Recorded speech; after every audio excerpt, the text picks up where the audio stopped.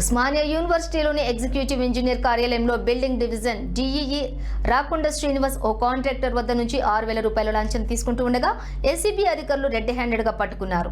ACB DSP Sridhar తెలిపిన వివరాల ప్రకారం ఉస్మానియా యూనివర్సిటీలోని మానేరు హాస్టల్ భవనం మరమ్మత్తు పనులకు సంబంధించి ఓ కాంట్రాక్టర్ 14 లక్షల పెండింగ్ బిల్లులు చెల్లించాల్సి ఉండగా 11,000 రూపాయలు లంచం ఇస్తే ఆ బిల్లును క్లియర్ చేస్తానని అన్నాడు. దాంతో ఆ కాంట్రాక్టర్ 5,000 రూపాయలు ఫోన్ పే చేసినప్పటికీ మిగతా 6,000 రూపాయలు కూడా ఇవ్వాలని డిమాండ్ చేయడంతో తప్పని పరిస్థితుల్లో వారం రోజుల క్రితం ఆ కాంట్రాక్టర్ ఏసీబీ అధికారులకు ఫిర్యాదు చేశాడు. దాంతో పక్కా సమాచారంతో ఏసీబీ అధికారులు డిఈఈ శ్రీనివాసులను రెడ్ హ్యాండెడ్గా పట్టుకుని అరెస్ట్ చేశారు.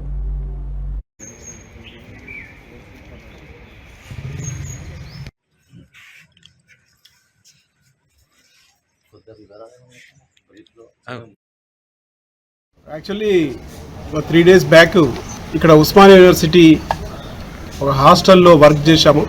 కాంట్రాక్టరు ఆ వర్క్ బిల్ ఇవ్వడానికి అమౌంట్ డిమాండ్ చేశాడు. అదే రోజు 12th నాడు ఒక 5,000 రూపాయలు ఫోన్పే ద్వారా, పైసలు లేవన్నా కూడా ఫోన్పే ద్వారా అతనికి తెలిసిన ఒక ఫోన్ నెంబర్ ఇచ్చేసి అక్కడికి ట్రాన్స్ఫర్ చేయించాడు.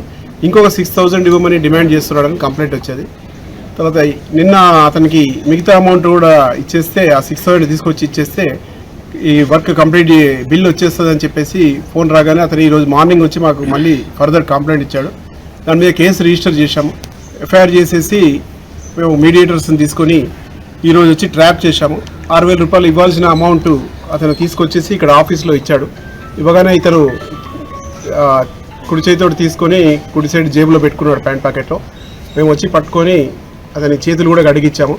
రైట్ హ్యాండ్లో కెమికల్ రిజల్ట్ కూడా టెస్ట్ పాజిటివ్ రిజల్ట్స్ వచ్చాయి. ఇతన్ని అరెస్ట్ చేశాము.